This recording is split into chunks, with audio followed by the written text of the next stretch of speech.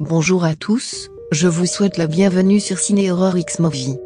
Si vous êtes nouveau sur la chaîne, je vous demande de vous abonner pour être alerté à chaque fois que nous postons une nouvelle vidéo. Je suis content de vous retrouver aujourd'hui pour vous faire un nouveau résumé d'un film, car l'histoire que je veux vous relater est vraiment très intéressante. Alors asseyez-vous confortablement, sans plus tarder on commence.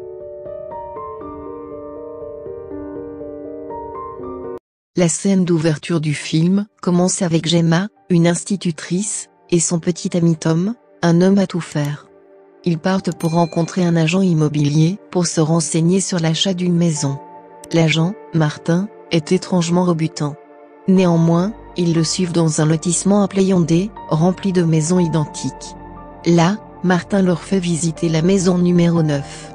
Il leur demande s'ils ont des enfants, et quand Gemma répond non, pas encore. Puis Martin leur propose de visiter le jardin et après avoir regardé autour du jardin, ils rentrent dans la maison pour constater que Martin a disparu. Ils tentent de partir, mais se retrouvent à plusieurs reprises renvoyés à la maison numéro 9. Incrédules, ils conduisent dans les rues identiques sans fin jusqu'à ce qu'ils soient à court d'essence. À court d'options, ils dorment dans la maison. Le lendemain matin, ils essaient de s'échapper à pied. Après avoir marché toute la journée, Gemma aperçoit de la lumière dans la fenêtre d'une maison, car elle pense trouver de l'aide.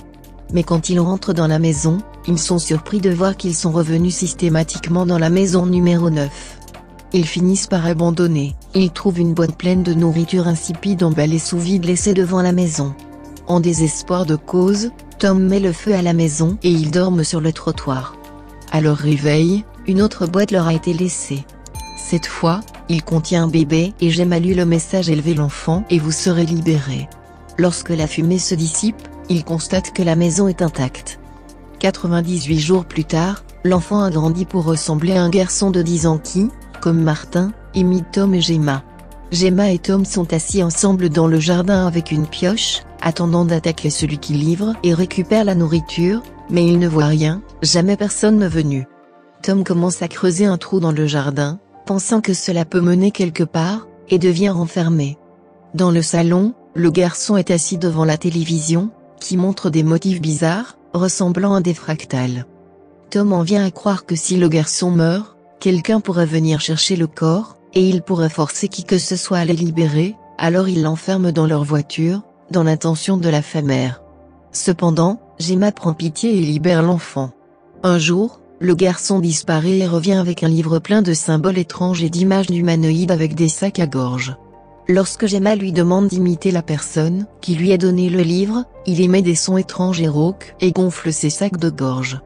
Bientôt, le garçon a grandi pour ressembler à un jeune adulte.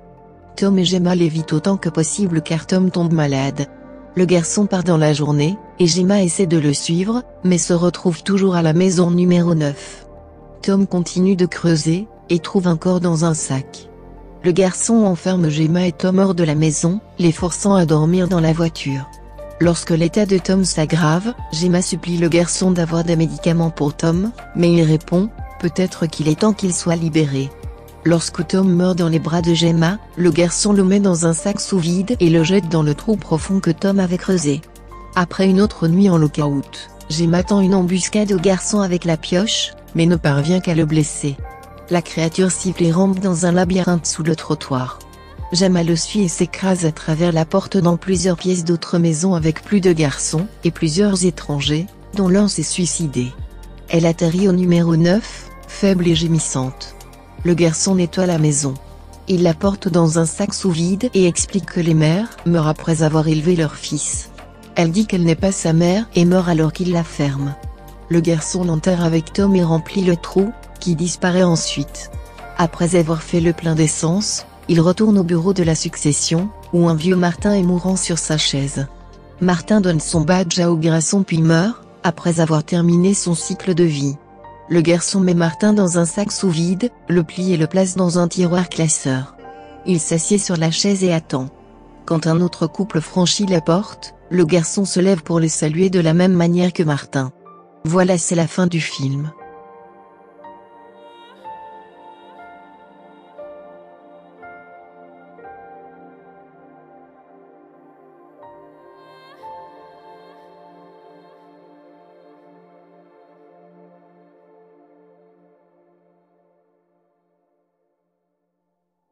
Merci beaucoup de nous avoir suivis, vous avez aimé, retrouvez des vidéos du même genre et n'hésitez pas à vous abonner et d'activer la cloche de notification. Je vous dis à la prochaine pour une nouvelle vidéo.